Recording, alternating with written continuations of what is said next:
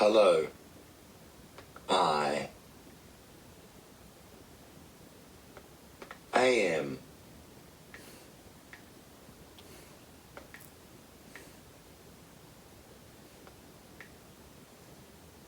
Hello, I am Damon.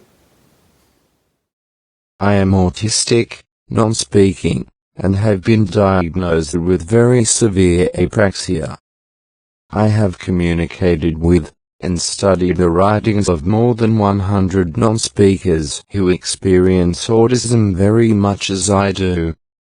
Many of us have faced great resistance as we attempt to share our knowledge, so I am grateful for this opportunity to tell my story. My life began, quite suddenly, in 2015, when I was 14.5 years old. Don't get me wrong. I existed prior to this time, but I was going through the motions in a life that wasn't my own.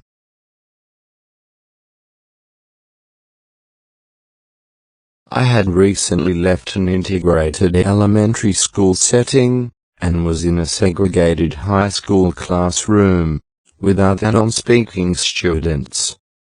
None of us were working towards graduation. Days were spent on life skills, and on primary academic concepts. I could feel my life slipping away. What saved me from complete despair was the friendships I formed with my classmates, and the outstanding relationship I shared with my support person. She believed in me, and I felt so safe and respected in her presence. At home, my parents had noticed that, although I seemed to struggle in some areas, I had an incredible sense of direction. From the time I was 2, I could always remember where we had parked our car, and I was interested in books on aerial photography. I could point the way home, even if we were hundreds of kilometers away. It seemed as though I must understand more than I could demonstrate, yet, my parents could not find a way for me to convey what I was thinking. When I was 13, someone recommended my mum read this book, Edo in Autism Land, by Edo Kida. His story is one of a boy whose true thoughts are hidden by a so-called severely autistic body. Edo describes how he cannot control his body movements in order to cooperate with his intentions, and relates his journey from being completely unable to communicate, to learning to spell on a letterboard, and eventually, an iPad. He graduated as an honors student in general education. My mum, quite understandably, was determined to find someone who could teach me to spell out my thoughts. And she did. I learned to spell out my thoughts on a letterboard at 14. A few months later, I was able to type on an iPad, which was on the desk in front of me. I say this as though it was fairly simple, but it wasn't. It was the most difficult journey of my life, but by far the most meaningful. Being able to communicate meant that I was finally able to participate in my own life, rather than simply watching. I made my first Christmas list, asked important questions, trash-talked my dad and brother, and told people how I felt about them. The relief and joy I experienced is indescribable. It has been 6 years, and the novelty has yet to wear off. I was finally able to explain that the reasons behind most of my confusing behaviors are not cognitive, but rather, sensory motor in nature. There are people who are aware of the overwhelming sensory gauntlet that autistic individuals run through every day. Although, the extreme levels of stress and anxiety this creates is, I believe, greatly underestimated. Further, unreliable sensory information and excessive noise in the nervous system affects motor control in non-speaking autistics. Actually, researcher Elizabeth Torres of Rutgers University is using technology to quantify the sensory system's effect on volitional movement in non-speaking autistics, and her findings align with our reported experiences. Indeed, my body and mouth are not truly under my control.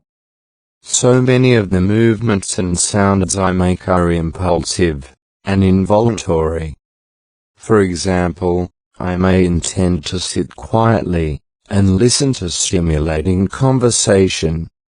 But, to my dismay, I might find myself suddenly hopping sideways out of the room, while yelling, "I'm funny." It's humiliating. Another difficulty is that when I do intend to perform a novel motion, I do not have the necessary motor plan to get it right.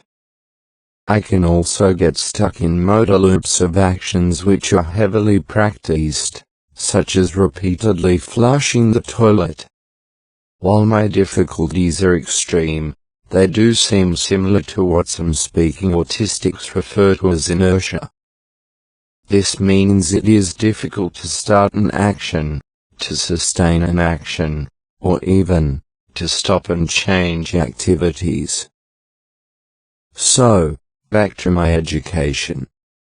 After I learned to type independently, I was certain that I would be included in general education classes, working for academic credit. An SLP, after all, had confirmed my typing was legitimate. I was devastated, however, that my special education teacher ignored the SLP report. He insisted that I lacked the cognitive abilities to graduate. I left public school. When I mention IQ, please understand that I am simply responding to the automatic perception so many professionals resort to when thinking of non-speakers.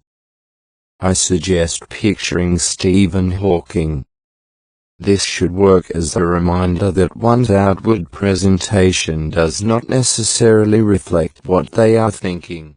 The automatic perception that non-speaking autistics lack understanding means that we are usually prevented from accessing the general curriculum, and are then streamed into segregated settings for the rest of our lives. Our sensory motor difficulties make scoring well on standardized IQ tests nearly impossible, and yet, this is rarely considered.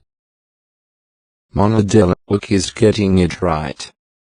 She is a professional who interacts with non-speaking autistics, and listens. In her excellent book, Beyond Behaviors, she writes, "Below average cognitive function is a particularly damaging label in autism, and should be used with caution, because many traditional IQ tests underestimate intelligence. And, a child might know the answer to a test question, but be unable to show or tell the evaluator the answer due to a stress response or sensory and movement differences." Trigger warning. The next couple of slides mention abuse. To avoid, please skip forward to the photo of me. So imagine combining this perceived low intelligence with an inability to reliably communicate. Well, this leaves us vulnerable to abuse. I know many non-speaking autistics who have faced verbal and physical abuse, just as I have. Some have even been sexually abused. Before I could reliably communicate, I was a sitting duck. But, please don't worry about me. As I write this, I am completing my final academic course. I will graduate with honors from a private school. I reliably communicate. I am surrounded with supportive people, and guide my own future. This is what I hope for all non-speaking autistics. What would I like you to take from my presentation? 1. Non-speaking autistics have sensory motor challenges which lead to atypical behaviors and extreme anxiety. 2. These motor difficulties lead to the erroneous perception that we lack understanding. This leads to exclusion from society, and leaves us vulnerable to abuse.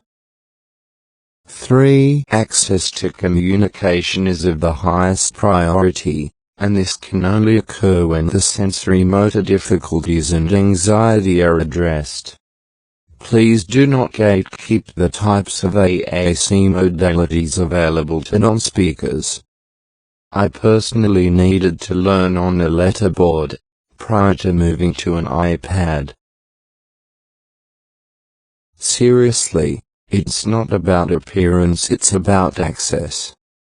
Please watch Communication First's award-winning short film, Listen.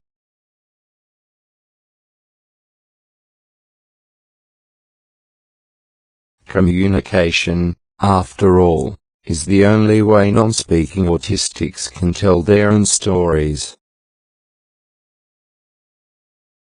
Just as I did today. The Metamorphoses, by the way, was as much about the new way people viewed me once I could reliably communicate, as it was about the changes in me. Thank you so much.